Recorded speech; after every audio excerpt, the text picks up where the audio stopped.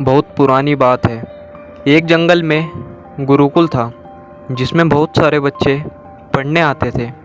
एक बार की बात है, गुरुजी सभी विद्यार्थियों को पढ़ा रहे थे, मगर एक विद्यार्थी ऐसा था जिसे बार बार समझाने पर भी समझ नहीं आ रहा था।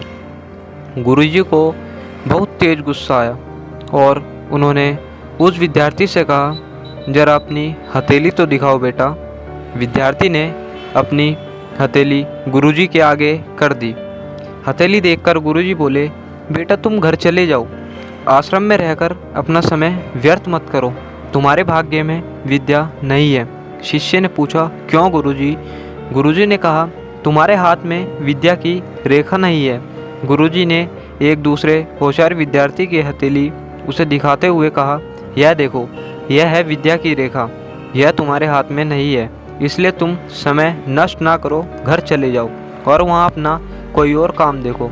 यह सुनने के बाद उस विद्यार्थी ने अपनी जेब से एक चाकू निकाला जिसका प्रयोग वह रोज़ सुबह अपने दातुन काटने के लिए करता था। उस चाकू की पैनी नोक से उसने अपने हाथ में एक गहरी लकीर बना दी। हाथ लहूलुहान हो गया। तब वह गुरुजी से बोला, मैंने अपने हाथ में विद्या की रेखा बना ली है गुरुजी। यह देखकर गुरुजी द्रवित हो उठे और उन्होंने उस विद्यार्थी को गले से लगा लिया। गुरुजी बोले, तुम्हें विद्या सीखने से दुनिया की कोई ताकत नहीं रोक सकती बेटा। दृढ़ निश्चय और परिश्रम हाथ की रेखाओं को ही बदल देते हैं। दोस्तों, क्या आप जानते हैं कि वह विद्यार्थी कौन था? वह विद्यार्थी आगे चलकर महर्षि पंडित जी के नाम से प्रसिद्ध हुआ, जिसने विश्व प्रसिद्ध व्याकरण अष्टाध्यायी की रचना की है।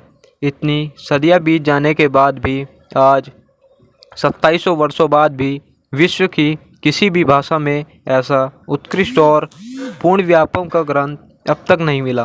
तो दोस्तों, इस कहानी से हमें यह शिक्षा मिलती है कि लोग चाहे कुछ भी बोले, हम हर एक को गलत साबित करते हुए अपने परिश्रम और लगन से कुछ भी कर सकते हैं।